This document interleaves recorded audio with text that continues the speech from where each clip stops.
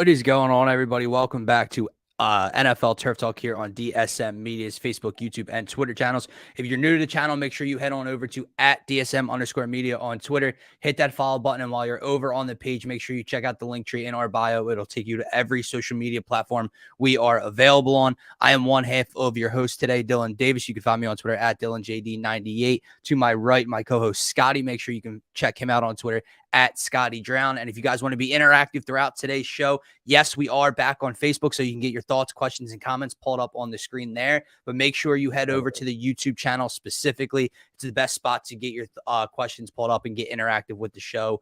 Like so, what's going on?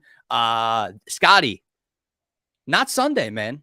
Not Sunday. You know what that means? That means it's the holiday season. That means when there's NFL on Saturdays throughout the day, we're getting close to Christmas time, man. So it's going to be a fun 2-3 weeks here. Obviously, we got bowl games all day long. You got 3 NFL games on the slate today, capped off with the Dolphins and the Bills in what could potentially be another Snow Bowl tonight. And then you got a full slate tomorrow with our Eagles taking on the Bears. So lots to get into, man. But how are you?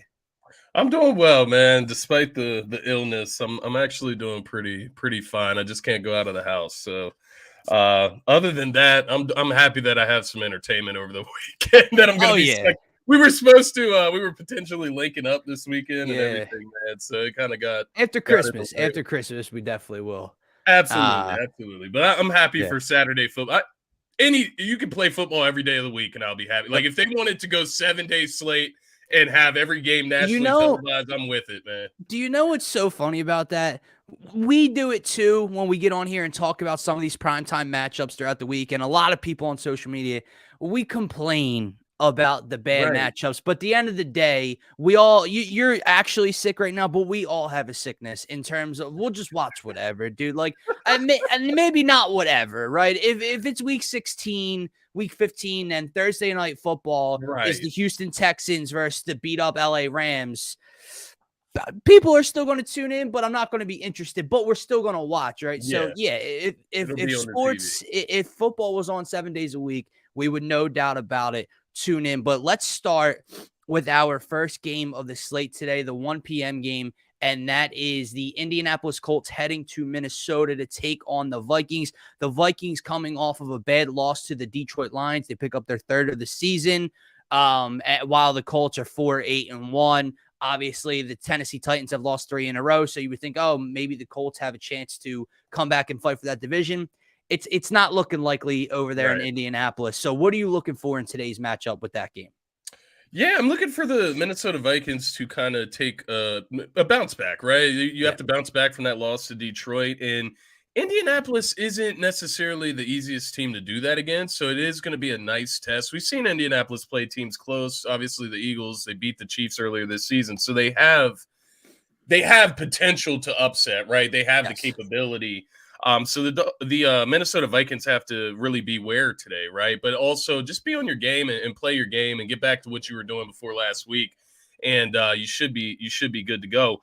What I'm interested to see here today is if the Vikings will go ahead and lean back on that run game and get Dalvin Cook involved. It's what we talked about before the show a little bit, but you look at what Dalvin Cook, he just wasn't very involved last week, right? It was a lot of Kirk Cousins throwing the ball. He had over 400 passing yards. I think he had 2 or 3 passing touchdowns last week, something like that.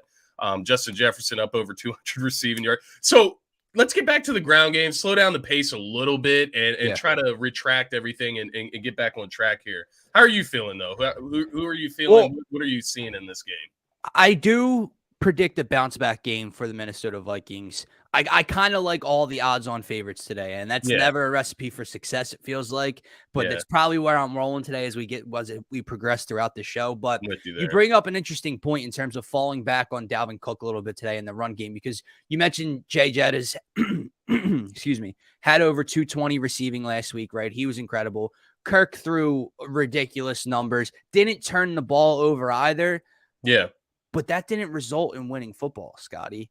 And now I'm not saying that if you bounce back and rely on Dalvin Cook, that is automatically going to guarantee victory. But apparently he means something to your offense, because if you go back to week 2 against the Eagles, who was a non-factor in that matchup? if you go back to their other loss against the Dallas Cowboys, who was a non-factor in that game? Yep. 11 carries. He had 72 yards, but 11 carries. Wasn't getting the ball a lot. So you look Yep. at these performances by him, and you have to assume that he plays a pretty pivotal role in their success. Reversely, their defense has to pick it up. Their defense got absolutely torched by Jared Goff in that Detroit Lions offense last week. Got hit with a couple of big plays. Goff had 2 40-yard touchdowns. They got picked apart on the ground a little bit. They need to be better because that feels like it's their Achilles heel. When they lose ugly and bad on the defensive side of things, right? And when the defense isn't playing well, the offense suffers. You go back to Philly, 7 points when the defense suffers. You go back to Dallas, 3 points when the defense gives up 40. You go back to last week. Defense, what did they give up last week? 38 or whatever? 34-23, I think the score was. Yeah, so they didn't get held to 7 or 3, but still the offense didn't put up what they're capable of doing. So I think Dalvin Cook needs to get involved, and I think their defense needs to bounce back. Yeah, and I think both of those things tie in together, right? It's like the offense could take care of the defense could take care of the offense. In return, you look at it, it's the same thing we've been talking about a lot this season. You see these teams, they're in a rough spot. They turn back and go to the run, right? You start running the football. We've seen it with a lot of good teams, bad teams. They've found themselves in between the rock and a hard place, and they turn their eyes to the run game, and it gets them back on track. And I think that's the thing here for Minnesota. Not only do you get Dalvin Cook involved, it eases things up for Kirk Cousins, makes the passing game. It opens up the passing game when you run the football. But it keeps your defense off the field when you can run the football, run some time off the clock, control time of possession. So it's similar to what we've seen. It's the recipe, right? Like controlling the clock and keeping your defense fresh. I think that's why the run game is so important, man. And I think those are great points because they both tie into each other. If you run the football, it keeps your defense fresh and off the field. If your defense is fresh and off the field, when they get on the field, they'll get you the ball back. So it all works out in that way, I believe. And I think those are 2 great points for you. And it's so ironic because it's the literal opposite of what teams in this day and age want to do offensively. Right. And it just goes to show you that like the Eagles are a perfect example of it, that they may not want to rush for 360 yards, but guess what? If that's what it takes to be successful, you saw down the stretch for the playoffs last year, if that's what it's going to take, that's how you find a recipe for success. Yeah. And I know I've been saying that a lot, but your defense feeds off the run game. And what do you hear since the beginning of time, right? Since the beginning of the league, Scotty, what is the recipe for championships? Can you run the ball and can you stop the run, right? And those 2 things are always so intertwined and so connected. And it's just so funny when you see teams like a Tampa Bay Buccaneers team this year who's struggling, like Minnesota, who threw the ball 50 sometimes last week and lost. You see these teams that think, I'm going to throw for 400 yards. Well, brother, you lost by 13, right? You lost by 15. Like it doesn't matter what you try to do offensively. You have to find a way to win. And look, so like that's the other side of it. You make great points, and what I'm about to say is kind of feeding into that as well. You look at what the Vikings did last week. They got Justin Jefferson up over 200 receiving yards. Correct. They put him in contention for that Megatron record, right? And I think that's where they can really mess themselves up, is like just going whole high hung over that, over that record, trying to get that and just force feeding Justin Jefferson. Because you saw last week, you get him the ball, okay, he has over 200 receiving yards. Like, what else can he do? That's not the winning recipe, right? Not that it's not the winning recipe, but it didn't necessarily guarantee you a win. Right. So it wasn't last week. Yeah, right. Exactly. It wasn't last week. So it doesn't mean just not falling into like having to get that record and force feeding. Just play your game, right? He's been getting the ball all season. You don't have to force feed Justin Jefferson. He's going to do his thing, but just not falling in love with that so much that you go completely away from the run game. And especially when you look at today's matchup with the Indianapolis defense, they come into this game 3rd in against the pass. They only allow 188 passing yards per game. Reversely, they're 21st against the run. They allow 126.2 yards on the ground per game. They give up 23 points per game, right? So what does that tell you? You need to force the ball to Dalvin Cook. And I would say early, Scotty. I would like to get Dalvin Cook the Get him ball involved early and get him interested and involved early. I'm assuming fantasy playoffs, bro. He's got Jay Jettis, fantasy playoffs. Look, hey, nobody's saying it's not necessarily don't force feed Jay Jet. He's gonna get his touches regardless. He's gonna get his receptions. Oh, yeah. He's gone over 7 receptions, 8 out of 13 games this season. So like he's going to get his receptions. I'm just saying you don't have to go to the well 20 times a game with 20 targets. I'll tell you. And now Dalvin Cook has 11 carries. Yeah. You know what I mean? That's my point there. I'll tell you, I almost had a heart attack watching Thursday Night Football. Yeah. Because my fantasy playoffs started this week, and I have CMC in 2 leagues, and in the one, distance matters. So the longer the touchdown, more bonus points added, right? And on the last play of the game, I kept I'm going up against my uncle, and I'm like, bro, I need a house call so bad. Like, give me a house call from CMC. And the backup burst through the gap, bro, and almost takes 150 plus to the house. And I'm like, you've got to be joking. Dude, I'm watching him run. I'm like, if this was CMC, and then he got tackled, and I thought, thank God that wasn't CMC, bro. Yeah, I mean, honestly, CMC probably scores if he gets through that hole like that. But if he would have got tackled at the 2 and then they knelt, oh my God, I would have freaked out. But fantasy's fun, but it makes you rip your hair out just like gambling. And we'll get to that a little bit later in the show. I got 2 bye weeks this week in fantasy playoffs, and then I got one game I'm in. So 3 out of 4 leagues I'm in the playoffs in. 2 of them. And I also have Tyreek Hill tonight in that league. And that's not looking great. He's banged up. I didn't even think about that. I have him in my dynasty league, which is on a bye. So thank goodness. I didn't even think about that. I'm very interested to see what happens tonight, because you look at the snow, and we're going to get into that game in a little bit, but you look at the snow and the weather in Buffalo, and it's like, it looks so bad. But if it stops snowing in the afternoon, they're going to have all that cleared up. The field will look fine. So you don't really know what to expect unless I haven't looked at the weather. So maybe it's supposed to go on for the next 2 days. Who the hell knows up there in Buffalo, in upper New York. So we'll see. Who do you got in this game, man? Are we both riding Vikings? Yeah, I'm riding the Vikings today. I'm kind of on the same wave as you. We'll obviously get into the other 2 games, but I'm kind of leaning on the favorites today, honestly. I like the Minnesota Vikings.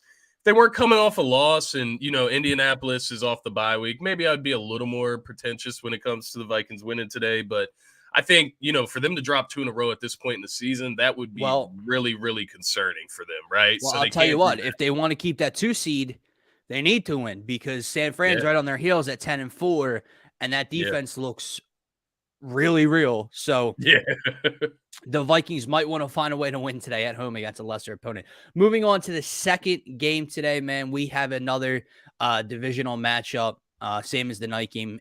AFC North, Baltimore Ravens heading to Cleveland to take on the 5-8 Deshaun Watson led Browns. Tyler Huntley is available to play. He'll be starting today for Baltimore. Obviously, Lamar Jackson's still out, aka killing my fantasy team some more.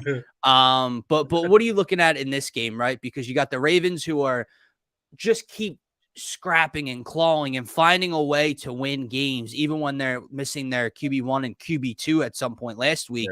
And they're tied now with Cincinnati for that division. They did have a 2-game lead a couple weeks back. That's now long gone with 4 to go. They come into this game underdogs on the road. Obviously, Cleveland 0-2 since Deshaun Watson's return. He looked much better last week than he did his first week back against Houston. What are you looking for in this game? Who do you like? Yeah, it's funny you bring up the Lamar Jackson injury, because I actually have Deshaun Watson as my backup quarterback in fantasy for Lamar Jackson. And that's actually in the league that's actually going this week. So, I saw him pick the Dolphins earlier. We'll get into that, but if the weather's like that, I don't like it. I don't know about that. Mike McDaniel can wear all the t-shirts in the world that he wants. It ain't gonna matter.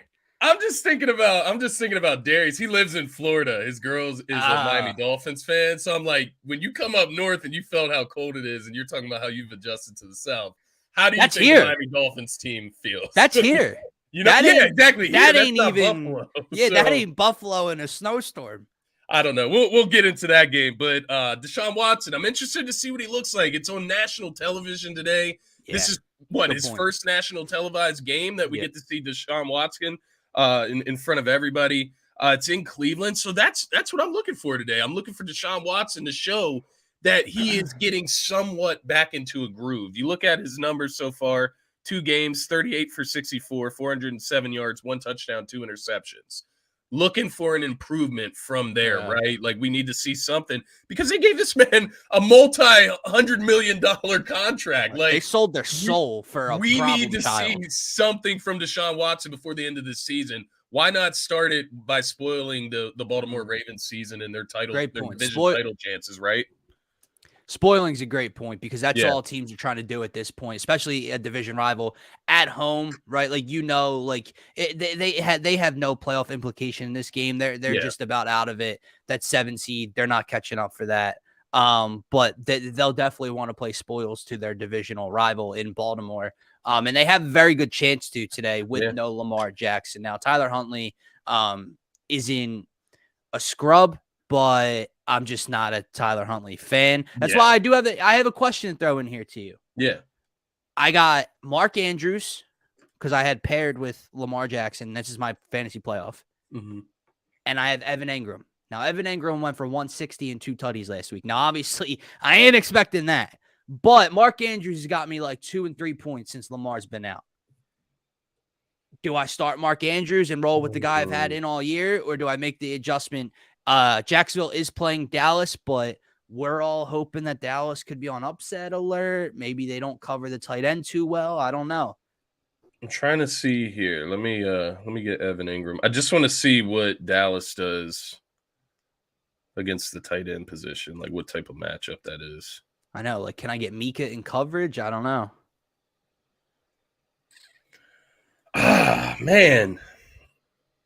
Mark Andrews, because it would just feel really weird to sit Mark Andrews in the especially if he scores right? today. Right. I think I'm going to leave him in, and I'll tell you why. I would leave him in, yeah. Huntley was out last week too, right? Or he got hurt early on in the game last week. Yeah, he went out early in the game last week. I would hope against Cleveland, he's the same security blanket for Huntley that he is for Lamar. For now, I'm going to let it ride.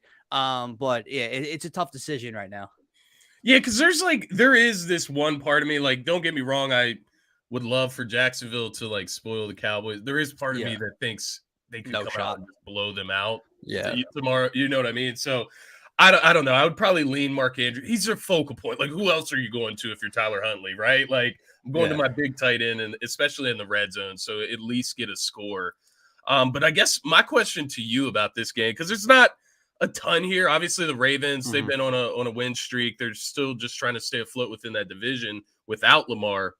When does their luck run out, man? Because a lot of tight games, a lot of close calls at the end of games. Now, obviously, last week they only beat the Steelers 16-14. No Tyler Huntley, no Lamar Jackson in most of that game. J.K. Dobbins back, looking all right? He's starting to get back to normal himself, but you can't trust him as far as the injury standpoint. But, like, when does their luck run? Like, is it today that their luck runs out? I know, like, man. You know what I mean? It just seems like they're playing undermanned all season. I think so. And I texted you earlier that I think they're on upset alert, even though they're the underdogs technically today on the road. It's a 2.5 point spread in Cleveland's direction. But still, like, they're the 9-4 team against the non-playoff team, right? So I get the backup quarterback, the injuries. That's why they're probably underdogs, but they technically should be pretty heavy favorites today, if for not that. So I do think their luck does start to run out today. I do think what you mentioned earlier on, that Deshaun Watson actually does have a decent day today. We'll get into him a little bit later in the show, more specifically with a prop, but he looked like dog water against Houston. Comes back 26 of 42 last week, so completion percentage way up. Didn't turn the ball, had a much better game last week than he did against Houston. So I'm looking for that, to see if that can continue. And I do think Baltimore gets let down. Baltimore is pretty good against the run. They're a top 10, top 5 run defense.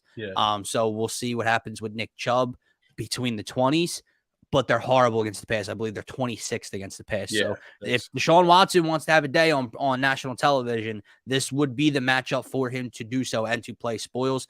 I am rolling with the Browns today, Scotty, and I think I like the 2.5 as well. Exactly. Yeah, I like the Browns today at home against the undermanned Ravens. Right. If Mhm. it's Lamar Jackson, I'll probably go with the Ravens, but it's not. So Yeah. I'm going with the Browns in this one. I agree with you. I think Deshaun Watson has, if not a good day, a decent day. Yeah. A clean day. If not, um, what I will say as well, along with this, if the Ravens go ahead and drop this game, we're looking at week 7 or week 18. Excuse me. I'm Yeah. still Yeah. getting used to the extra game, but week 18 we could be potentially looking at a knockout drag out fight between the Ravens and Bengals for that division. If Yep. they drop this game and Bengals win the rest of the way, that last week, that game And against Cincinnati is going to be the game for the division, which I those would are love to see always that. those are always the storylines we love to see play out, man, because Exactly. things have a funny way to come back throughout the season. Obviously, the Ravens take care of Cincinnati on Sunday night in October, I believe, like week Yeah. 6 or something like that. And then you get to see them again in the final game of the season and Right. to fight it out for that division. Lamar hopefully healthy for that one. Hopefully. Right now it's trending in Cincinnati's direction for sure. Yeah. Moving on to the final game of this Saturday slate, and obviously we've already brought up the weather. My God, it already looks horrible up in Buffalo, and weatherman D-Rab over here, all night 70% at 8, 90% at 9 p.m. That it might be cool to watch aesthetically. I don't know what to look for tonight. This game had so many games within the game. Yeah. Tua versus Allen. Tua bouncing back. This Miami's on a 2-game losing streak. Them bouncing back. Buffalo bouncing back versus Miami. They took an L to them earlier on in the season. Seeing if Buffalo continues that positive trend, right? Now, I gotta hope who I can know. protect the football and run for more yards. Like, I don't know what to do about this game. Yeah, I'm like I'm disappointed that it's like snowing this hard there because Yeah. I want to see like the greatest show on turf type of Yeah. situation. You know what I mean? I want to see a shootout between Tua and Josh Allen. And honestly, I wanted to see Tua bounce back in the passing game. Like that's really what I wanted to see. I wanted to see if he could show up against the Buffalo Bills. Now in the snow, like what do I really expect from Tua and the Miami Dolphins? I really don't know. There was a lot of props that I liked in this game as well. It's filled with talent, right? The Hill over Yeah. 75.5 receiving yards, Diggs over 60 Waddle. receiving. Yeah, Waddle over 4.5. I love all of those props in good weather, but like when Yeah. it's outside of the good weather, I just don't even know. But what I do know is, looking at this game from that perspective with the weather involved, it has to favor Buffalo, right? And not even just from the perspective of Buffalo being in New York. That's where they practice. That's where they live, in the area at least, right? They're used to the colder weather up north. But they also have been trending towards implementing that run game each and every game. And they've been doing it with Singletary, with James Cook. He's more of a receiving back, but they've been getting him involved. They have Naheem Hines that they can also use out of the backfield. They've just been using the run game a lot more. Josh Allen in the run, QB options, those type of things. So they've been kind of preparing for this Yeah. type of situation to play in the snow, be a knockout, drag them Yeah. out fight. Whereas the This Dolphins have shown us no inclination that they can run the ball at all. No, and this game, we talked earlier about teams maybe not wanting to run the ball, but understanding when it's time to fall back on the run, Right. if it's a strength of yours to win a ball game. This goes against everything that Mike McDaniel wants to do and or believes in. Like Yeah. he does not want to have to run the ball 40 plus times tonight. And you're going to have to. It's just that's the bottom Yeah. line. If there's no snow coming down, you can throw the ball even Yeah. if the field's a little bit of a mess. If there's snow, if it's a whiteout almost, you Yeah. can't. Yeah. You can't have an air raid attack tonight, right? So, like, do you remember? I think it was last year or 2 years ago when speaking of Buffalo played in New England and it wasn't snow, but it was like a freaking monsoon. And it Yeah. was just run, Yeah, I do run, remember. run, run. It was like the Army Navy game. By the way, not very patriotic of me. I don't understand how people look forward Yeah. to that game all year long. That's a horrible game to Yeah. watch. It went to overtime this year. It was blah blah blah. Horrible football. I'm sorry, not Yeah. patriotic of me. So bad to watch. That's like what I'm worried about tonight. Looking like Yeah. run, run, run, run, run. Maybe you see a slip, a punter slip when he plants, I don't know, something funny. Or But you do like the 1 out of 10 pass plays that you have in the game, and the defender slips, and Tyreek Hill's wide open, right? this is a great point, bro. Those Yeah, assholes. that's fair, man. Because I've seen Dolphins fans talking about like, oh no, they should have a roof on Buffalo. Yeah. No, that's called home field advantage. Like that's Yeah. part of it. That's why I want people to come to Philly, because they will have to come and play in our cold weather out in the outdoors. Like that is a benefit. That's a home field Except advantage. I don't know if Smitty wants that. I don't know if Smitty likes it too much, but right, Smitty don't like the cold. He's no, from Alabama, but he'll get over it nonetheless. Jalen Hurts will get him right. Jalen seems to be okay with it, but that's we'll a good see, point, man. though. The Dolphins do that. They get you gas down there in Miami when it's hot as hell. Who do you have winning in this game, Scotty? I got the Buffalo Bills. Yeah. 7-point spread. I don't know if it's still at 7. It's the last time I looked, but 7-point spread. I don't know if they cover it by that much, given the especially weather. in these conditions. Yeah, you know, it could be. But maybe it favors them. Like I'm not gonna lie, I kind of liked them. Miami with the 7 in good weather. Yeah. Maybe this favors that home field advantage that I know how to play in this weather. You have no clue what you're about to walk into. And I feel favors Buffalo. I feel like Josh Allen could kill you on the ground in this type of weather, man. Just using his legs. He's so tough. He gets out there. He's physical. And having to tackle him, man. Is Jeff Wilson out, by the way? Remember, he got carted off last week on Sunday night. I was actually just thinking that in the back of my head, because if they just have Mostert, right, like that's just not ideal. Jeff Wilson's the pounder, you know what I mean? Yeah. So I haven't seen anything about it, but from what I saw last weekend, it didn't seem like he was coming back anytime soon. Jeff Wilson, questionable. He's questionable today. So we'll see, right? We'll see by the game time. But, well, if he's got a lower body injury, if he's got a leg injury of any sort, you're going to play him in that weather? I will say I'm interested to see if the Dolphins, try like a short passing game, something with Waddle and Hill, like just getting the ball in their hands out in open space, stuff like that. That'd be a good idea, right? Just to get your stars involved. They got to get their guys on the outside involved somehow in this game. So that would be a good way. But nonetheless, I do tend to agree with what one of the last things that you said recently. This almost favors Buffalo, the weather to be like this, the run game to be the focal point. I almost think in a big way. They have a better run game. They have a better defense. Like this favors Buffalo. I'm going Buffalo in this one easily. Yeah. I think like in a big way, like I said, the 7 points, I don't know. I don't think it affects it in terms of Buffalo. I think this could potentially be like a 21 or 20 to 9 game, 11, like something weird because of a missed extra point. I don't know what the case is. And the Dolphins have already beat the Bills this year, so the Bills owe them one, right? You don't want to get swept by your own division opponent, even if you still win the division. So they want to get this W today. I think the Bills grab it. All right, man, let's get into possibly my new favorite segment that we've come up with here on Turf Talk, and we're going to implement it into pregame shows and all that good stuff as well. But our best bet segment, normally we try to give out one best bet. We tried something out on Thursday Night Football. We went 3-3. You broke even. Maybe you profited a couple dollars. Maybe you lost a couple dollars, depending on what you wagered on each of these props. Should have been 4-2. Want to throw that out there. Christian McCaffrey missed by 8 receiving yards. He had 32 in the first half. Should have won over 37.5. But anyway, let's get into our best bets here on 12. So this Saturday afternoon and night. As you can see, they're up on the screen right now. And we only have one prop for that night game. Obviously, we were hoping to have that as the biggest bet game of the day, but with the weather, you never know. So I'll start down there at the bottom of the list. We do have a Devin Singletary anytime touchdown at plus 130. Obviously, Josh Allen is not a bad bet either. I believe he's like plus 150, plus 160 in that range. We know what he can do with his legs. I just feel like in this type of weather, Josh ain't going to run 3 in, right? So I think Devin Singletary can get a goal line look, an inside the 5-yard line look, and punch one in. Devin Singletary, anytime tutty at plus 130. Yeah. Speaking of Deshaun Watson in this Cleveland game, Scotty, I sent this one to you. I was like, do we really want to wager money on this dude? But money's money, man. Deshaun Watson over 17.5 completions at minus 130. It is the worst odds of the list, but it just feels too good. Baltimore is a very good run defense. Yeah. They stink against the pass. They're 26th against the pass. Deshaun had 26 completions last week. Feels like he's getting a little bit of his groove back.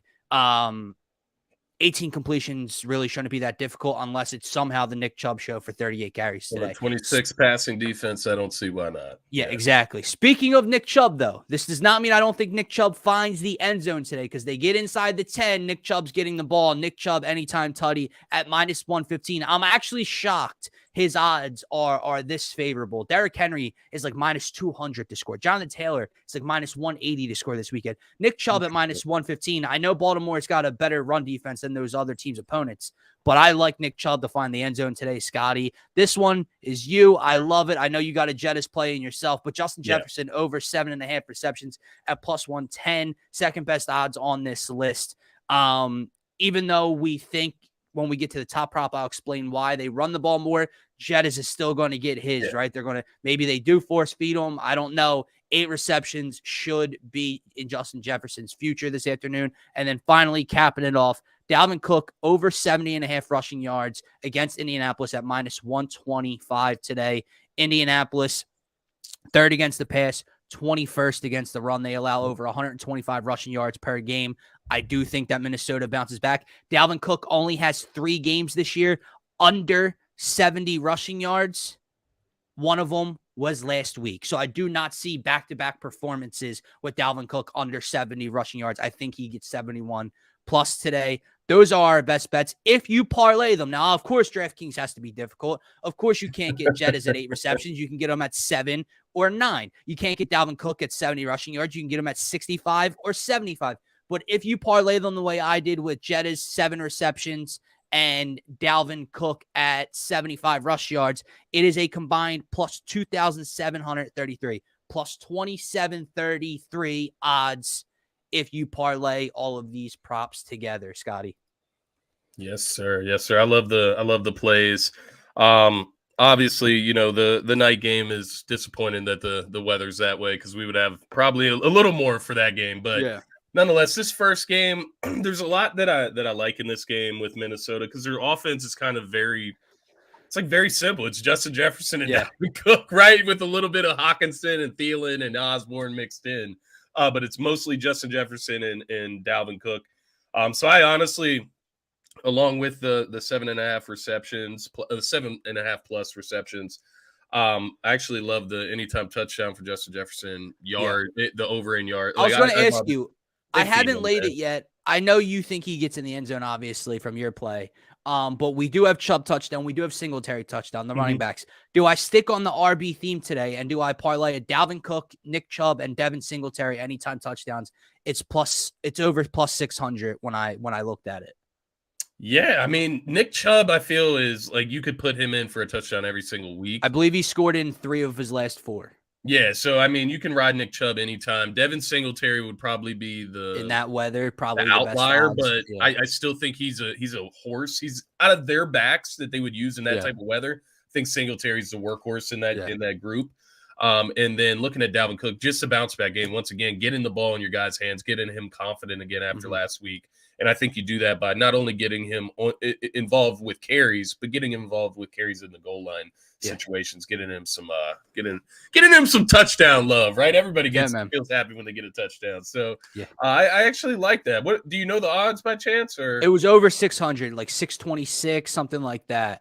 Yeah, I actually like that though. I like that. Yeah. So I might lay that right when we get off. But anyway, before we wrap up this show, we do have a little bit of a Sunday slate to look at because we will not be live tomorrow morning. We'll be live at noon on the YouTube channel for Eagles pregame live as they get set to take on the Chicago Bears in Chicago.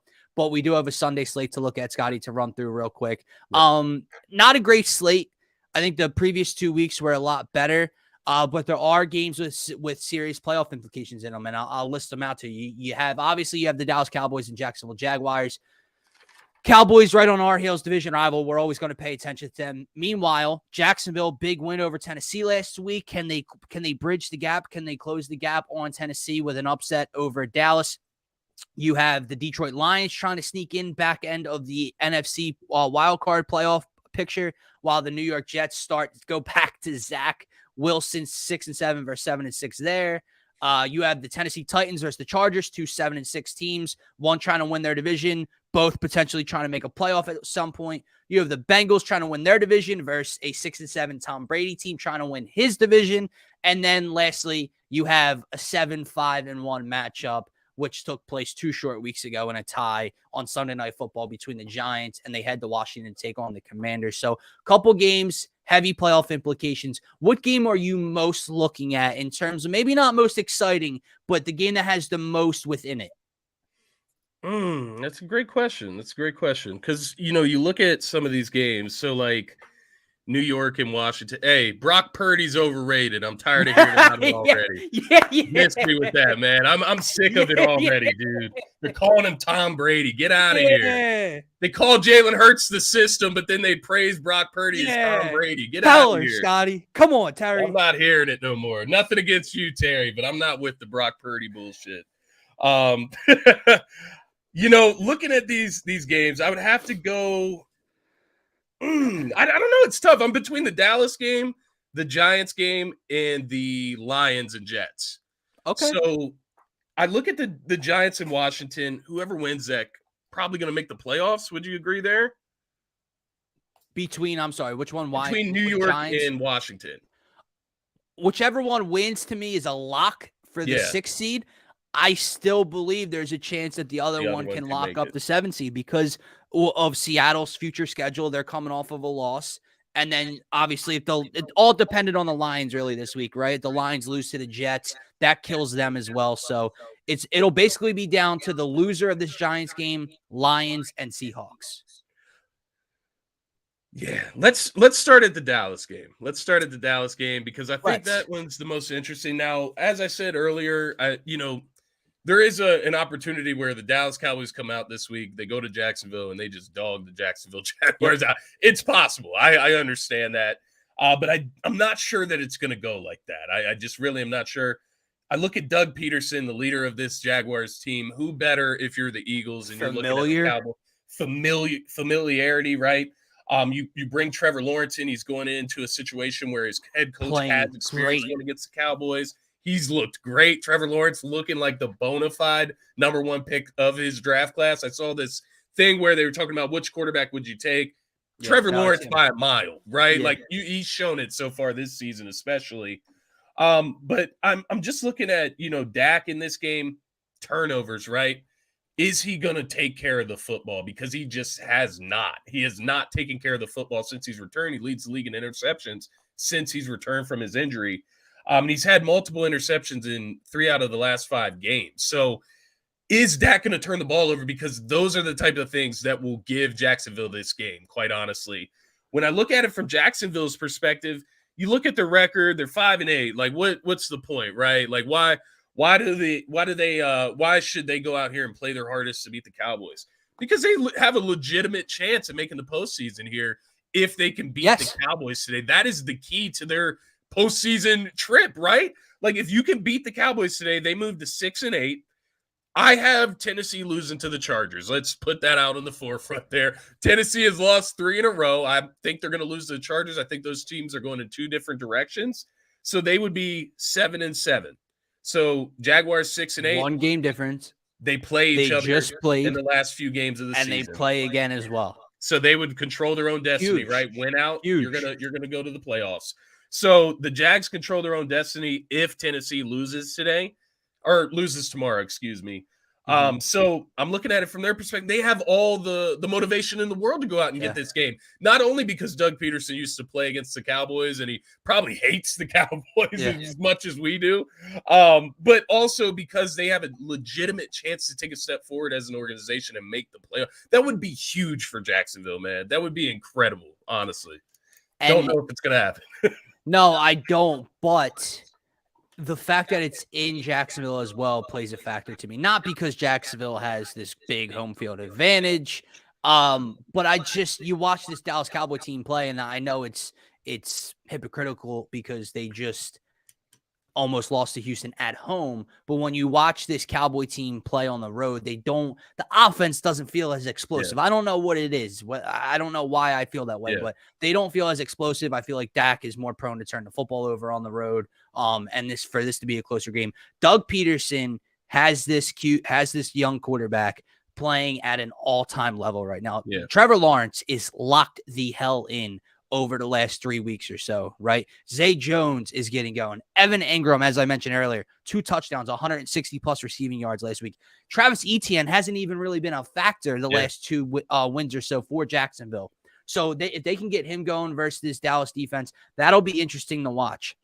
And so I love your points. And so, like, another point that I just kind of thought about as you were going through things there, you think about what can you kind of mediate Dallas's pass rush with, and when you look at their run last week, for instance, last week the Dallas Cowboys did not have a sack against the Houston Texans, which is kind of crazy, right? When you talk about a defensive pass rush that everybody praises so high, but the way to counteract that, mobile quarterbacks, right? Trevor Lawrence can use his legs. We've seen Jalen Hurts be able to use his legs. Justin Fields had a field day on the Cowboys defense. So I'm looking at Trevor Lawrence and the use of his mobility as another key thing that Doug Peterson can implement in this game to kind of throw them off balance, right? We've seen Mika struggle with mobile quarterbacks. He's not able to go hung-ho at the quarterback in those situations. So I think that's another factor that kind of goes in Jags' favor, right? But there is, the Cowboys – this is where we're at with the Cowboys again. You know what I mean? This is such a familiar territory around this time of year with the Cowboys because you just don't know what you're going to get. They're like a wild card, man. You just don't know. They could come out and drop 50 or they could come out and lay an egg like they did against Houston last week. Yeah, it's a great point. And I'll tell you a team I ain't questioning, the Philadelphia Eagles, but that's not even there. Soon enough. If I'm Doug Peterson, utilizing Trevor Lawrence's legs, as you mentioned, maybe some read option. I'm running the ball straight at these guys. Yeah. I'm making Micah Parsons decide and make quick decisions. And I'm also hitting him up in the screen game and the quick hitters as well. And I'm getting the ball out of Trevor's hands quickly and see if that can open up things down the field. So it'll be an interesting game. I'm going to go to the next game that you already brought up that has to do with this AFC South. I am going to the Chargers and Titans matchup because, as you mentioned, Titans 3-game skid. They do not look good. Obviously, after starting 0-2, they went 7-1 in their next 8, and now they've dropped 3 straight or so, right? Yeah. Reversely, the Chargers, Keenan Allen back, Mike Williams back, Justin Herbert looks fantastic the last 2 weeks. Austin Eckler getting going. It's in LA. I agree with you. I do think the Chargers find a way. I think the Chargers win this game. But if the Titans want to control their own destiny, the Titans need to win.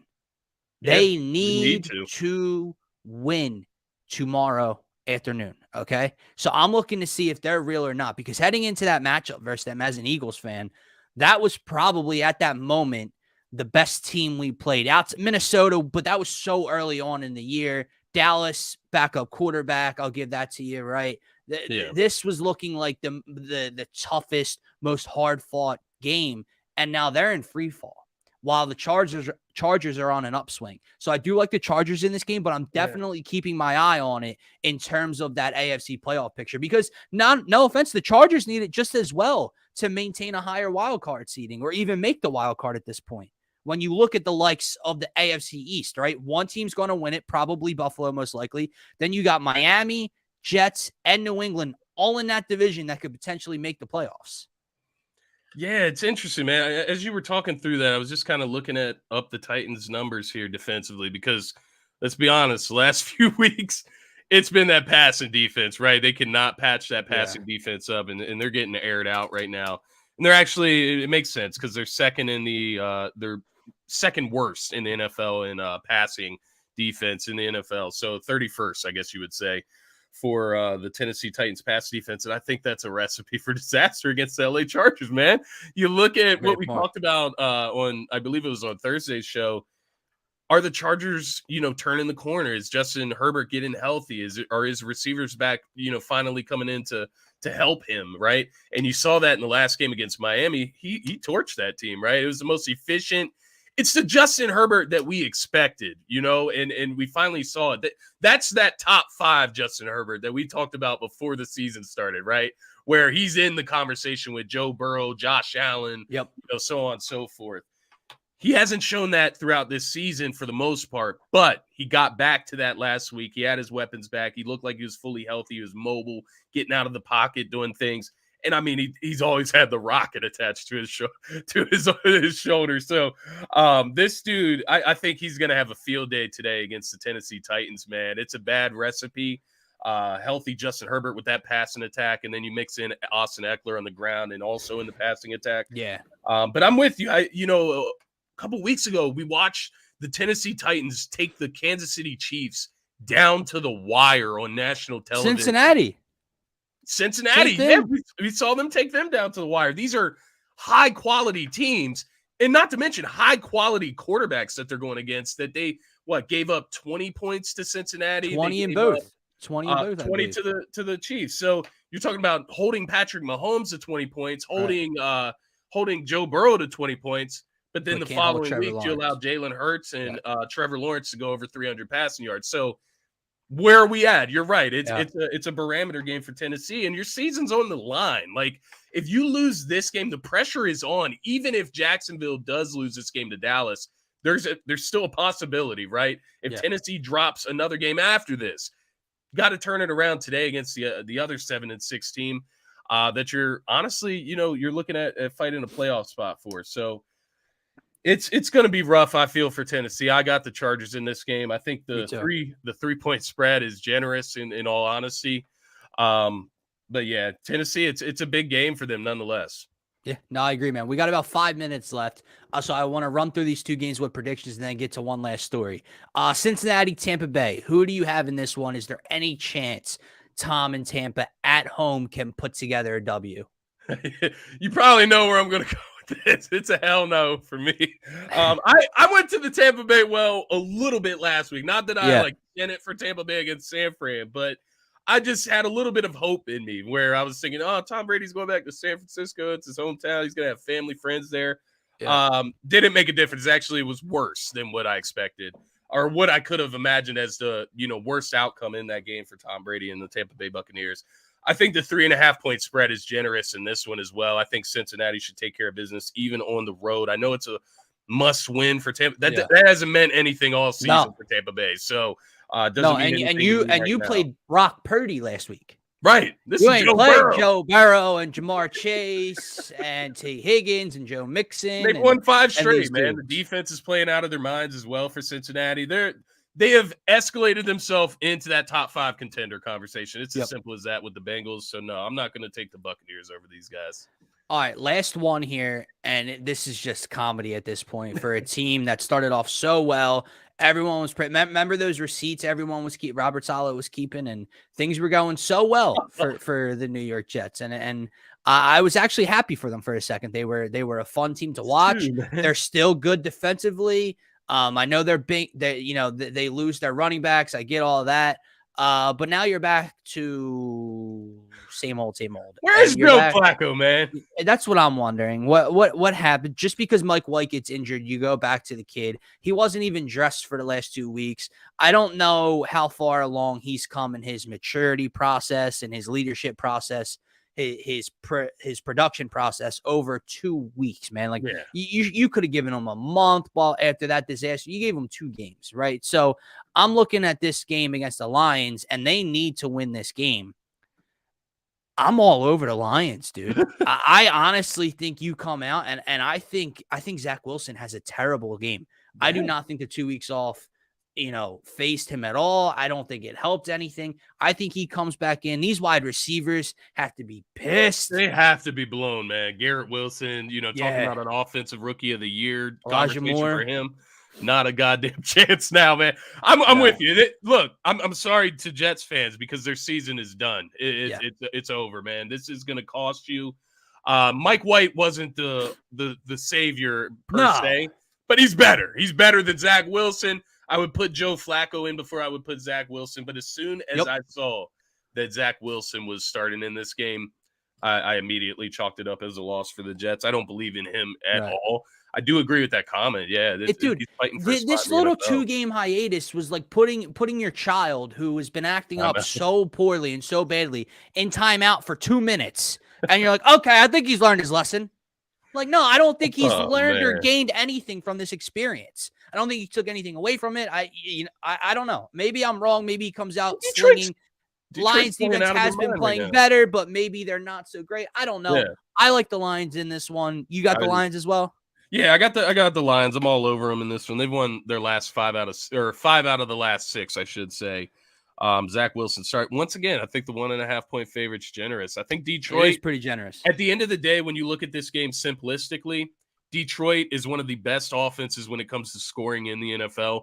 They're going to score points in this game. Jets defense is really good. Lions are going to score points in this game. Agreed. Will the Jets be able to score as many points? If the Lions get up over 20 points, are the Jets going to be able to get to 20? I don't think so. Nope. And it'll be interesting because the Lions offense is their strength and the Jets defense is their strength. So which which wins out? I'm going to go with Jared Goff, especially because I have him as my starting quarterback in fantasy this week. Good luck, man. Matchup. Thank you. Guys, with that being said, that is going to wrap up this Saturday edition of NFL Turf Talk here on DSM Media. Guys, don't forget to check us out at DSM_media on Twitter. Hit that follow button. The link tree in our bio will take you to every social media platform we're on: IG, TikTok, Facebook, YouTube. Make sure you hit that subscribe button, like this video on the YouTube channel. We're 11 away from 700 subs, so help us out. It's free, obviously. We greatly appreciate it. Content daily, pregame shows exclusively on that channel. And yes, speaking of, we will be exclusively on the YouTube channel tomorrow for Eagles pregame live, taking on Justin Fields and the Chicago Bears. For myself, for Scotty, have a great rest of your Saturday. Enjoy the weekend. Enjoy, guys.